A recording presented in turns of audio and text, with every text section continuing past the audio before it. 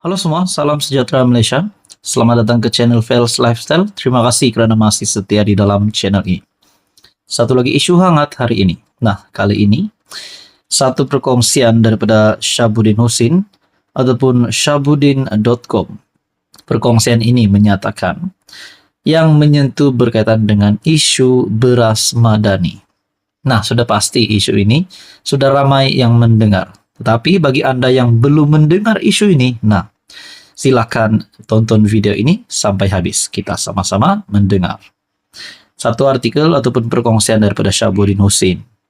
Isu beras madani serlah kecelaruan kerajaan.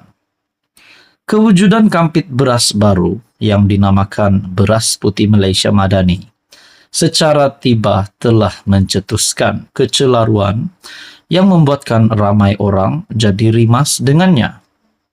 Kecelaruan itu sudah tentu dikaitkan dengan kerajaan berjenama Madani yang sedang berkuasa ketika ini.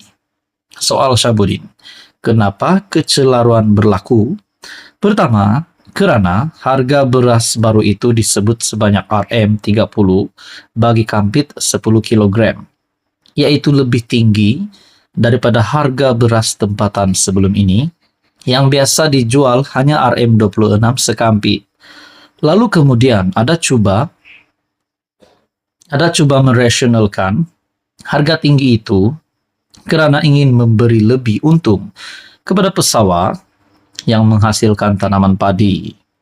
Soalnya, apa bukti pesawat bakal mendapat lebih untung dengan harga RM30 sekampit itu? Ini kerana kenaikan harga belian padi telah diumumkan pada tahun lalu lagi dan tiada sebarang kenaikan harga baru diumumkan sebelum kampit baru Beras Putih Malaysia Madani dimunculkan. Kedua, kerana yang mengumumkan harga RM30 itu ialah Ahli Parlimen Bukit Gantang Syed Abu Husin Syed Abdul Fasal selaku pengerusi jawatan kuasa menangani harga makanan dan kos sara hidup, sebuah jawatan kuasa yang berada di bawah Tindakan Sara Hidup Negara atau NACCOL yang dipengerusikan oleh Perdana Menteri. Lazimnya pengumuman harga beras sebagai makanan utama rakyat akan diumumkan oleh Menteri Pertanian. Dalam konteks sekarang, menterinya ialah Muhammad Sabu.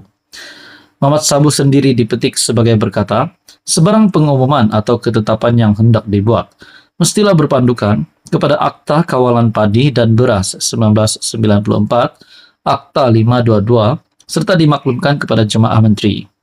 Dalam hal ini, atas keistimewaan apa, Syed Abu Husin boleh umum harga beras putih Malaysia Madani itu dengan mendahului Menteri. Nah, di dalam perkongsian Syabuddin juga, sebelum ini, berkata bahawa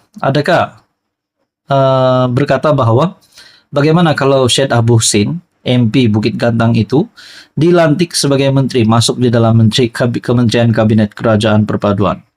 Nah, saudara-saudara, di dalam perkongsian daripada Syabuddin Husin ini, sudah pasti menggemparkan ramai. Anda boleh lihat di dalam perkongsian Syabuddin Husin, isu beras madani serlah kecelaruan kerajaan. Apa komen Anda? Sekian saja, teruskan bersama di dalam channel ini untuk info yang seterusnya. Zahid dipecat. Zahid diganti sebagai Presiden UMNO. Zahid letak jawatan. Zahid digulingkan. Zahid disingkirkan. Inilah antara yang dicakap-cakap oleh ramai orang. Antara kemahuan-kemahuan ramai orang yang sudah pasti tidak menyukai kepimpinan Zahid Hamidi, dan mungkin di kalangan yang membuat kenyataan ini adalah daripada UMNO sendiri. Nah, kenapa saya berkata begini? Saya melihat dalam sebuah artikel daripada FMT, sokongan terhadap Zahid dalam UMNO makin suram, dakwa penganalisis.